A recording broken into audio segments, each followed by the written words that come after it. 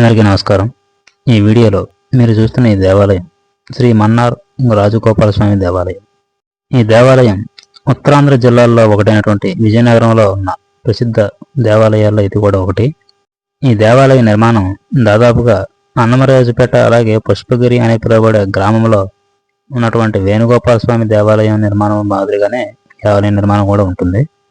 ఈ ఆలయానికి ఉన్నటువంటి ప్రధాన గోపురం, ఆ గోపురానికి రెండు వైపులా ఉన్నటువంటి ఏనుగుల యొక్క విగ్రహాలు, వాటిలో కాస్తున్నటువంటి మావటీల యొక్క విగ్రహాలు మనకి అంతకుముందు చూసినటువంటి అన్నమరాజుపేటలో ఉన్న వేణుగోపాలస్వామి ఆలయాన్ని గుర్తుకు తెస్తాయి.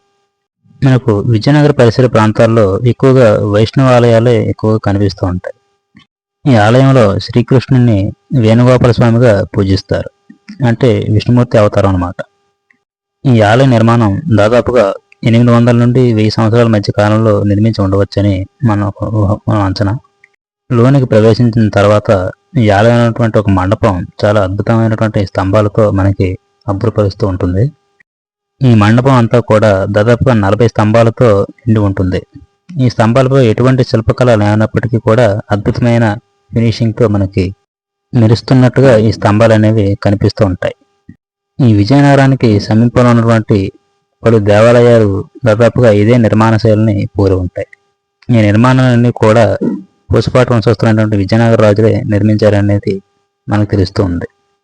మన ఆలయం లోపలికి చేరే ముందు ఒకసారి గమనించినట్లయితే ఆలయ ప్రధాన గోపురం అలాగే దాని పైకప్పు మీద ఉన్నటువంటి కొన్ని నిర్మాణాలు ఇటీవలే నిర్మించినట్లుగా మనకి తెలుస్తూ ఉంది. అంతేకాకుండా ఆలయానికి మరమ్మతులు చేయించి కొత్త రూపం తీసుకొచ్చినట్లు కూడా మనకి స్పష్టంగా తెలుస్తుంది. మామూలుగా ఆలయాన్ని మనం బయట నుంచి చూస్తున్నప్పుడు ఈ ఆలయం ఇటీవలే ఒక 20 సంవత్సరాల క్రితం ఎప్పుడో కట్టినట్టుగా అనిపిస్తుంది. కానీ ఒకసారి లోపలికి వచ్చి మనం దర్శించినట్లయితే ఆలయం చాలా పురాతనమైన ఆలయంగా మనం తెలుసుకోవచ్చు. ఈ ఆలయ నిర్మాణానికి వాడినటువంటి రాయి మనం అంతకుముందు దర్శించిన దేవాలయాల్లో వాడినటువంటి రాయి కూడా ఇదే విధమైనటువంటి రాయిని పోలి ఉండటం మనం గమనించాలి. ఈ ఆలయ నిర్మాణం దాదాపుగా పద్మనాభంలో ఉన్నటువంటి వేణుగోపాలస్వామి ఆలయాన్ని, అదేవిధంగా అన్నమరాజుపేట పుష్పగిరిలో ఉన్నటువంటి వేణుగోపాలస్వామి ఆలయాన్ని, బొబ్బిల్లో ఉన్న వేణుగోపాలస్వామి ఆలయాన్ని, ఇంకా మనం ముందు వీడియోలో చెప్పుకున్నట్లుగా జగన్నాథ స్వామి ఆలయాన్ని కూడా ఈ ఆలయాన్ని, అంటే ఈ అన్ని ఆలయాలు కూడా ఒకే విధమైనటువంటి నిర్మాణ శైలిని అలాగే శిల్పకళను కూడా కలిగి ఉన్నాయి. అదేవిధంగా కొండ వెలగాడి సమీపంలో ఉన్నటువంటి జైతి కళింగ దేవాలయాలు కూడా ఈ ఆలయాన్ని పోయి ఉండి మనకి ఒకే నిర్మాణ శైలిని పోలి ఉంటాయి. పద్మనాభంలో ఉన్నటువంటి వేణుగోపాలస్వామి ఆలయంలో మాదిరిగానే ఈ ఆలయం కూడా ఆలయం చుట్టూత విశాలమైనటువంటి ప్రాంగణం ఉన్న మనం చూడవచ్చు. కానీ ఆ ఆలయంలో ఇంతకంటే ఎక్కువ విశాలమైన ప్రదేశం ఉంటుంది. మనం వీడియో మొదట్లో చెప్పుకున్నట్లుగా ఈ విజయనగర పరిసర ప్రాంతాల్లో ఈ పూసపాటి వంశస్థులు కట్టించిన ఈ ఆలయాలన్నీ కూడా దాదాపుగా వైష్ణవ ఆలయాలే. అందులో కూడా అవన్నీ శ్రీకృష్ణుడికి సంబంధించినటువంటి గోపాలస్వామి అంటే వేణుగోపాలునికి అంకితం చేయబడినటువంటి దేవాలయాలు.